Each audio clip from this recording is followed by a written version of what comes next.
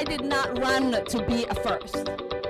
السلام عليكم ورحمة الله وبركاته كلنتي وعن أو ونكسن داوذي الملك استواد أدونك كجوكتان هلكا أنا قد داونيسان وبرها فيسبوك يوتيوب كأن كل النهاي إبراهيم جنال haddaba inta uu socdo barnaamijkeennan qodobo aad iyo aad u xiiso leh ayaad ku daawan doontaan laakiin qodobka ugu horeeya ugu xiisaha badan ayaa ah haddii aad maalmahan dalka Mareykanka ka ogeyd war aan wanaagsanayn oo ku saabsanaa lacago caruur la dhacay laakiin maanta waxaan idin wadaa Soomaalida dalka Mareykanka ku nool gaar ahaan gobolka Minnesota oo gaaray guushii ugu horeysay ee abid dad Afrikaan ah Soomaali Islaam ay gaaraan haddaba waxaan idin hayaa dhowr iyo 20 qof in ka badan oo guuleysatay magacyadooda sawiradooda iyo waliba xilalka ay ku guuleysteen sidoo kale waxaan idin hayaa gabar Soomaaliyeed oo si arxan darro ah yaam iyo fajacna ku noqotay markii ay dhimanaysay goobta ay ku sugneed gabadhu waa DJ-yad idinkagama hordhacayo sababta iyo waliba gobolka ay Canada ugu geeriyootay ayaan idin hayaa fadlan haddii ay ku tahay markii kuugu horeysay oo muuqaaladeena ay ku soo gaaraan waxaan ka codsanayaa marka hore aniga oo Burhaan Cali ah in aad muuqaalka like saarto waxa ay ka dhigan tahay in dad badan oo muuqaalku noo gaaro waana kaaga mahad celinayaa waqtigaaga sharafta leh ee xilligan aad nagu dhageysanayso goob walba iyo xilli kasta oo ay ku tahay Bismillahirrahmanirrahiim aan ku horumarna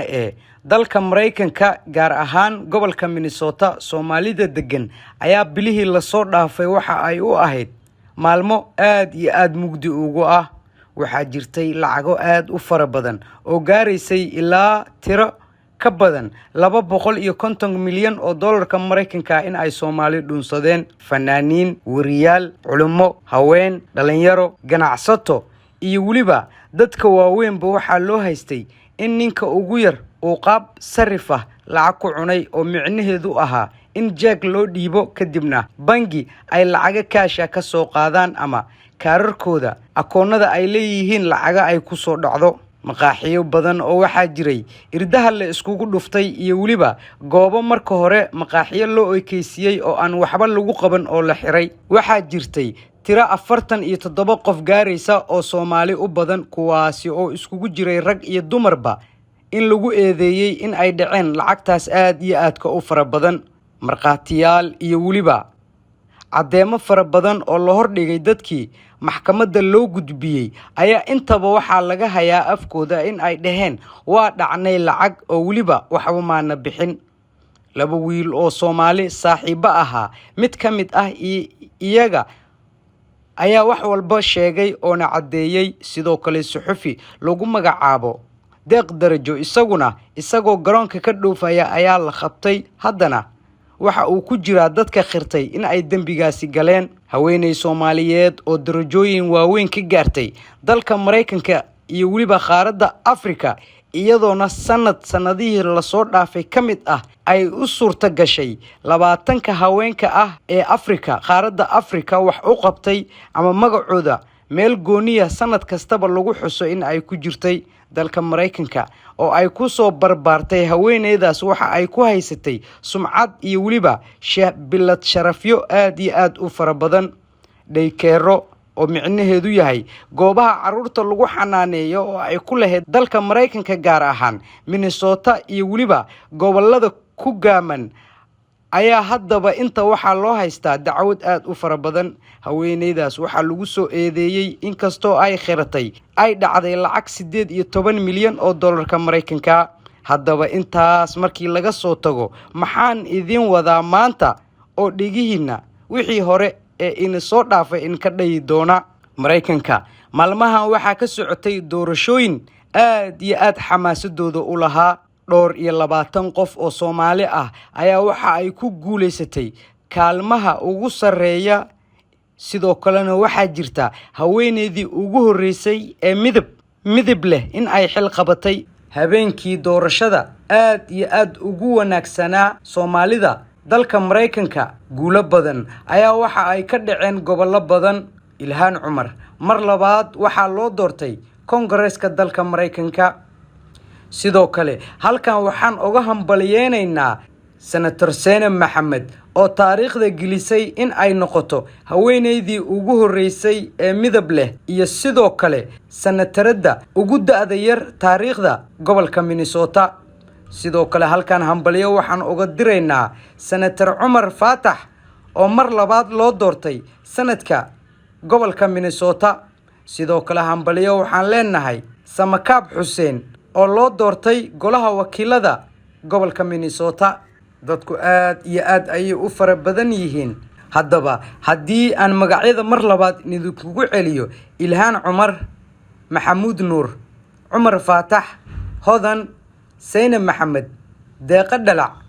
Manna Maxamed. haddaba intaasi waxay ahaayeen inta ugu muhiimsan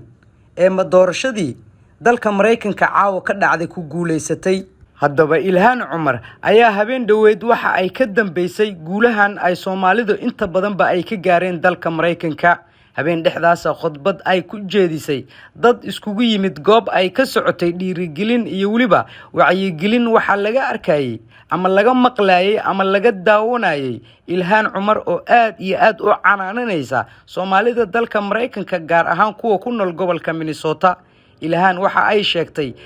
in maanta haddii aad ka heliso qofka walaalka Soomaaliga ah sidoo kalena muslimka kula ah aad ka heliso in biri kan gaalka ah ee kugu wadanka iyo luuqada aad ahaynba inaad u baahanaysid turjumaan kadibna uu sidii rabo uu ka sameeysan karo. ayadu waxa ay tiri oo sax ahaa wiilka ama gabadha walaasha Soomaaliyeed marka daawatid cid ini kala turjumaanaysa ma jirto. haddaba waxaa jirta gobolka Minnesota Soomaalida degan in ay u kala baxeen laba qabiil kuwaasi oo ah kuwa dalkeeni hooyo soo burburiyay. Soomaalida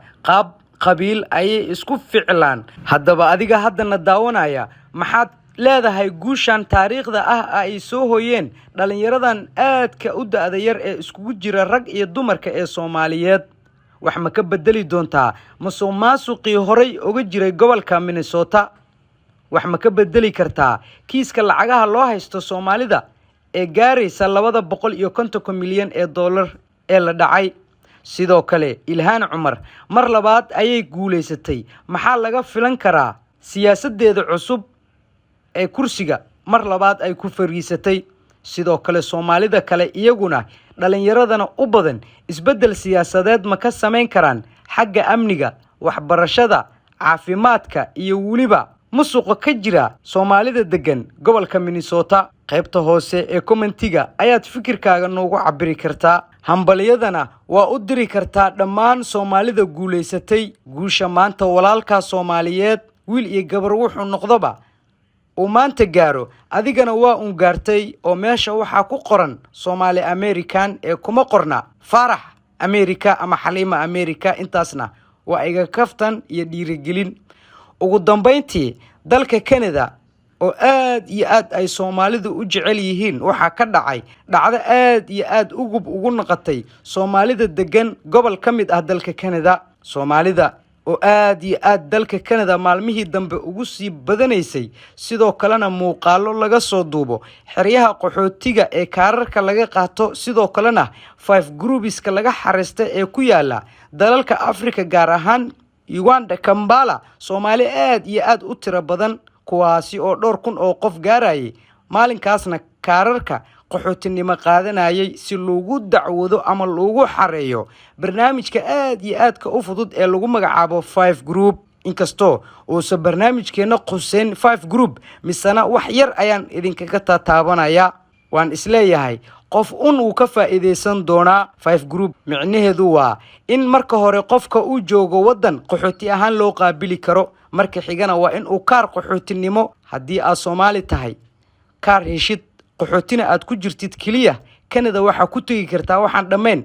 7 bilood. waxa u baahan tahay 5 qof oo Canada joogta shaqaysa ku damaanad qaadi kartaa sanadka ugu horeeya inta aad luuqada iyo jawiga kala qabsanayso. intaas haddii aad heli karto birsu waxba diyaaradda ku soo dhac oo waxaad tagtaa goobaha aad isleedahay kaar qaxooti waa ka doonan kartaa. aniga fikir ahaan Malaysia ayaan joogaa aad iyo aad ayuu kaarku ugu adag yahay qofka in uu helo. Kampala laakiin ee Uganda lacagtaada ayaa ka xigta kaarka barnaamijkaasna waxaa lagu magacaabaa Group 5. haddaba aan usoo laabanna barnaamijkeeni gabar Soomaali ah oo 22 sano jir ah sida warbaahinada ku qoran ama jaraa'idyada ka soo baxa dalka Canada waxaa boggiisa hore ku qornaa in gabadhan lagu magacaabo Hodan ay tagtay meelaha loo yaqaan night club-ka goobta oo aad iyo aad mugdiga u ahayd ayaa waxa ay gabadhan lagu magacaabo Hodan Allah u naxariistee isqabsadeen ama isdhaafeen gabar iyaduna cadaan ah oo dhowr iyo 20 sano jir ah dad goobjoogayaal ah oo u xaqiijiyay telefishin kamid ah kuwa wararkan soo qaatay ayaa u sheegay in ay arkayeen gabadha Afrikaanta ama Soomaalida waa sidii ayaga ay lahaayeen in ay hooseysay cabaar kadib dadkii ayaa waxa ay ka war heleen dhiig hal mar meesha oo dhan isqabsaday mase markii saas loo kortagayba gabadhi waa ay dhimatay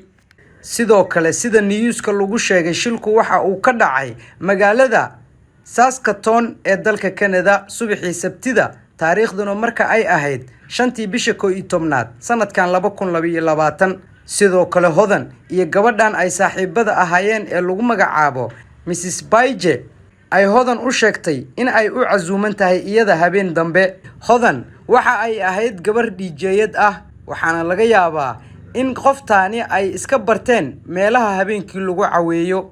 dad badan oo Soomaaliyeed ayaa isla markiiba aad waxa ay u dhaliileen Hodan iyagoo sheegaya in marka horeba ay ahayd Allah u naxariiste qof DJ ah oo meelahaasi aan ka dhamaan maanta eed looma baahna kalaab maxaa geeyay iyo wax la mid ah laakiin ogow maanta gabadha Soomaaliyeed hadii aad cadaalad u raadin weysaan reer Canada in adinkana caruurtiina sidaas oo kale marmar madaxa looga jari doono qof Soomaali Islaam ah haduu wax dilo gaaladu isla markiiba waxa ay soo qoraan qofkan waa argagixiye iyo wax noocaas oo kala ah laakiin qof cadaan ah haduu qof kala dilo waxa ay ku yiraahdaan uu waalan yahay stress ayaa haya madaxa ayaa looga jiraa sababtaasi darteed Soomaalida waxa laga rabaa in gabadhan walaashood ah ay u soo dhiciyaan xaqeeda dhowr qof oo raga ayaa waxa ay soo qaadanayeen muuqaalka Hodan dishay waxa ay leeyihiin gabadha waa ay qurxoon tahay ee hal cafiyo sidaas darteed waxaan idin leeyahay rag iyo dumarow maanta ma taagna waxaan malayacniga ah ee aad baraha bulshada la taagantihiin gabadhan Hodan lagu magacaabo waa gabar walaasheen Soomaali muslimad ah waxaan rabnaa in Ilaahay cadaaladaas uu gaalada uga soo qaado adigana qaybta hoose ee muuqaalka inaad uga soo duceyso Allah kugu duwo anigu waa Burhaan Cali sidaas iyo nabadgeliyo ayaan idinkaga tagayaa